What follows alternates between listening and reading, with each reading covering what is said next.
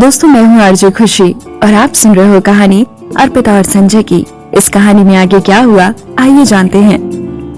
अर्पिता ने डॉक्यूमेंट पर लिखे पते पर नजर डाली। वो पब्लिक रिलेशन डिपार्टमेंट की सेक्रेटरी थी। वो हाथ पर हाथ रखकर ऐसे ही उस राजवंश कॉर्पोरेशन को उनके इम्पोर्टेंट क्लाइंट को उड़ा के नहीं ले जाने दे सकती थी। सबको आज का काम समझा दीजिए। इसके अलावा राजवंश कॉर्पोरेशन के लोगों पर अपनी नजर गड़ा कर रखिए। अगर कोई भी खबर हो तो मुझे तुरंत बताइए। अर्पिता ने सेक्रेटरी को इंस्ट्रक्शंस दी और अपने ऑफिस में काम खत्म करने चली गई। ऑफिस टाइम खत्म होने के बाद उसने अपना बैग उठाया और ऑफिस से बाहर चली गई। सेक्रेटरी ने जिस रेस्टोरेंट का एड्रेस उसे दिया था, अर्पिता एक टैक्सी लेकर सीधे वहां जाने के लिए निकल गई। जैसे ही वो कार से उतरी, उसके दिमाग में काफी चिंता थी। आमतौर पर इम्पोर्टेंट बिजनेस मीटिंग के लिए प्राइवेट रूम ही बुक किए जाते थे।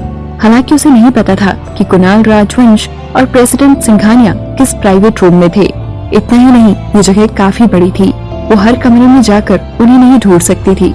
जैसे ही अर्पिता रेस्टोरेंट के अंदर गई, सर्विस स्टाफ ने बड़ी तहजीब के साथ पूछा, हेलो, आपको कितने लोगों के लिए टेबल चाहिए? मैं किसी को ढूंढ रही हूँ, अर्पिता ने आसपास नजर घुमाते हुए कहा, पर उसे कोई भी जाना पहचाना चेहरा नहीं दिखा। अगले ही पल उसकी आंखें एक मैगजीन पर जाकर रुक गईं, जो कि एंट्रेंस पर ही एक टेबल पर रखी थी। उसके कवर पेज पर कुणाल राजवंश की तस्वीर छपी थी। उसने तुरंत जाकर मैगजीन उठाई और सर्विस स्टाफ को देते हुए कहा, ये मेरे दोस्त हैं, पर मैं इन्हें कांटेक्ट नहीं कर पा रही हूँ। मैं जानती हूँ कि वो यहीं खाना खाने आ रहे हैं, पर मुझे पक्का नहीं पता कि उन्होंने कौन सा प्राइवेट रूम बुक किया है। क्या आप मुझे उनके पास ले जा सकते हैं? अर्पिता को विश्वास था कि एक बार कुणाल राजवंश का चेहरा देखने के बाद कोई भी उसे जल्दी से भूल नहीं सकता था। सर्विस स्टाफ मेंबर ने मुस्कुराते हुए अर्पिता की बात सुनी और कहा, ओह, तो आप मिस्टर राजवंश की दोस्त हैं। उन्होंने कोई प्राइवेट रूम बुक नहीं किया है, बल्कि वो बाहर ही बैठे हैं। हालांकि उन्होंने ये साफ तौर पर कहा है कि उन्हें डिस्टर्ब न किया जाए। अर्पिता ने अपना सर घुमाकर उस तरफ देखा जहाँ सर्विस स्टाफ ने इशारा किया था। वहाँ कई टेबल्स लगी थी, जिनके बीच में सुंदर पार्टीशन थे। हालांकि वहाँ थोड़ी बहुत प्राइवेसी थी, पर पार्टीशन लगी टेबल्स एक प्राइवेट रूम के जितने सेफ नहीं थी। क्या वो लोग वहाँ बैठे थे? अर्पिता ने कुणाल राजवंश के बैठने की जगह जानकर सर्विस स्टाफ को धन्यवाद दिया। उसके बाद वो उसी तरफ जाने लगी। जैसा अर्पिता ने सोचा था, पार्टीशन के बीच में थोड़ा गैप था और वो उन लोगों को वहाँ बैठे हुए देख सकती थी।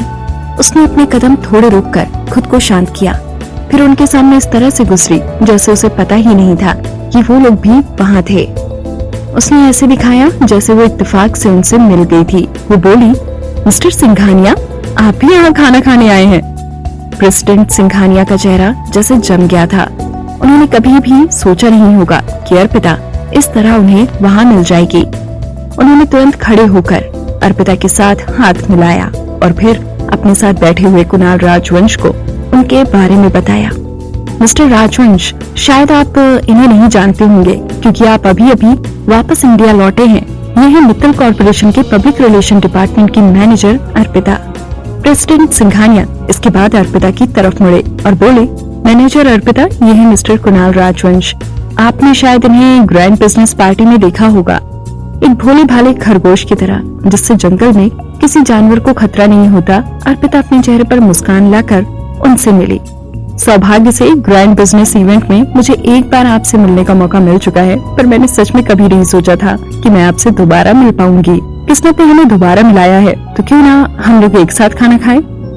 अर्पिता ने ऐसा कहते हुए सामने रखी कुर्सी बाहर खींची और उस पर बैठ गई।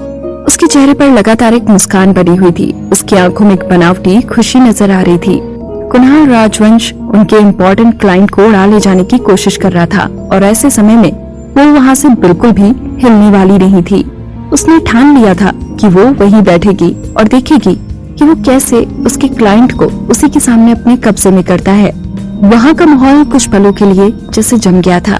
जैसे ही प्रेसिडेंट सिंघानिया कुछ कहने वाले थे, कुणाल राजवंश ने बड़े तरीके से जवाब दिया, आपके साथ डिनर करना मेरा सौभाग्य होगा मैनेजर अर्पिता। वो मान गया था। अर्पिता बहुत हैरान थी, पर उसने किसी को पता नहीं लगने दिया। उसने अपना सर उठाकर ठीक से अपने सामने बैठे इंसान को देखा। हालांकि उसके अंदर संजय मित्तल वाली बात तो नहीं थी, पर फिर भी उसका चेहरा हजारों लड़कियों की जान ले सकता था। उसकी आंखें किसी को भी अपनी तरफ खींच सकती थी। उसने एक स्पेशल ऑर्डर पर बनवाया हुआ व्हाइट सूट पहना था जो न सिर्फ देखने में अच्छा लग रहा था बल्कि उससे शराफत भी झलक रही थी। उसके हाव भाव बिल्कुल भी बनावटी नहीं लग रहे थे।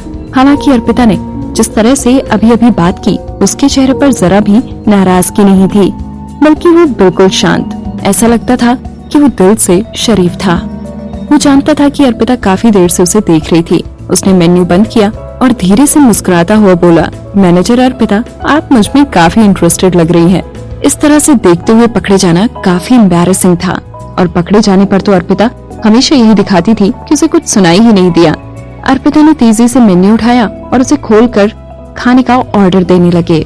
अगर सामने खाना होगा तो अर्पिता को वहाँ से कोई नहीं हटा सकता था। अर्पिता ने सोचा था कि वो लोग अपनी बात करेंगे और वो खाना खाएगी, इससे किसी को क्या परेशानी हो सकती है। हालांकि खाना खाते खाते अर्पिता को एहसास हुआ कि कुणाल राजवंश और प्रेसिडेंट सिंघानिया एक दूसरे को पहले से जानते थे और ज्यादा नहीं तो अर्पिता के आने से पहले तो जरूर एक दूसरे को पहचान ही गए होंगे। उनकी बातें भी कोलैबोरेशन के बारे में बिल्कुल नहीं लग रही थी। वो बिल्कुल दो दोस्तों की तरह बात कर रहे थे जो आज तक शायद ही कभी मिले थे। क्या ये सब अर्पिता के वहाँ होने की वजह से था? बिल्कुल सही, प्रेसिडेंट सिंघानिया आखिरकार उसके क्लाइंट थे। अगर कुणाल राजवंश उन्हें अपनी तरफ करने की कोशिश करना भी चाहता तो भी वो अर्पिता के सामने ऐसा कुछ नहीं कर सकता था। साफ था ये सब दिखावा सिर्फ इसीलिए था ताकि अर्पिता को उन पर शक न हो। खाना खत्म होने के बाद अर्पिता ने कुणाल राजवंश के पूछने से पहले ही पूछा, प्रेसिडेंट सिंघानिया, क्या आप अपनी कार से आए हैं? मैं आपके लिए कार बुक करवा दूं। अर्पिता ठान कर आई थी कि वो अपने दुश्मन को उसके क्लाइंट के साथ बिल्कुल अकेले समय नहीं बिताने देगी और इसके लिए जो हो सकेगा वो सब करेगी। जब प्रेसिडेंट सिंघानिया ने ये सुना, उन्होंने अर्पिता की तरफ देखा और बोले, जी नहीं, मैं मिस्टर कुणाल राजवंश के साथ ही यहाँ आया हूँ। कुणाल राजवंश की कार थोड़ी ही दूर पर पार्क की हुई थी। ऐसा लगता था कि वो खुद प्रेसिडेंट सिंघानिया को वापस छोड़ने वाला था, इसीलिए वो खाने के समय बिजनेस की बातें नहीं कर रहा था। वो पहले से ही बैकअप प्लान बनाकर आया था। अंधेरा बढ़ता जा रहा था और सड़क पर ठंडी हवाएं चल रही थी। अर्पिता सोच सोच कर पागल हो रही थी कि वो क्या करे और तभी उसने प्रेसिडेंट सिंघानिया को देखा जो कि कुणाल राजवंश की कार की तरफ बढ़ रहे थे। अगले ही पल अर्पिता ने कार का दरवाजा खोला और बिना किसी झिझक के अंदर जाकर बैठ गई। उसने चेहरा बहुत ही लटकाया हुआ था, जैसे वो बहुत परेशान हो। इससे पहले कि कुणाल राजवंश कुछ कह पाता, वो बोली, बाहर बहुत ठंड है और काफी रात भी हो चुकी है। मेरी जैसी लड़की के लिए इस समय टैक्सी लेना ठीक नहीं होगा। मुझे नहीं लगता कि मिस्टर कुणाल राजवंश को मुझे लिफ्ट देने में जरा भी परेशानी होगी, है ना? मुझे कोई परेशानी नहीं है, कुणाल राजवंश ने कहा। उसके बाद वो धीरे से जाकर ड्राइवर सीट पर बैठ गई। हालांकि वो कुछ देर तक वैसे ही बैठा रहा। जैसे ही अर्पिता उससे पूछने वाली थी कि क्या बात है, उसने अपनी बाहें अर्पिता की तरफ बढ़ाई। अर्पिता के कुछ करने से पहले ही वो उसकी सीट बेल्ट खींचकर लगाने लगा। वो दोनों एक दूसरे के बहुत करीब थे, इतने करीब कि अर्पिता कुणाल राजवंश की सांसों की आवाज भी सुन पा रही थी। मैं इसे कर लूंगी। अर्पिता ने वापस अपने होश में आते हुए तुरंत सीट बेल्ट लगा ली। उसके बाद वो पीछे होकर आराम से सीट पर बैठ गई और उसने अपने और कुणाल राजवंश के बीच में दूरी बना ली। कुणाल राजवंश ने उसकी तरफ देखा और बिना कुछ कहे कार स्टार्ट कर दी। पूरे रास्ते कार का माहौल काफी खुशनुमा था। जल्दी ही वो लोग प्रेसिडेंट सिंघानिया के घर पहुंच गए। प्रेसिडेंट सिंघानिया को घर छोड़ने के बाद अब कार में केवल वो दोनों ही थे। तुरंत ही कार का माहौल बदल गया। दोस्तों, मैं हूँ आरजे खुशी और आप सुन रहे हो कहानी संजय और अर्पिता की। इस कहानी में क्या हुआ जानने के लिए सुनते रहिए कहानी के आने वाले एपिसोड्स।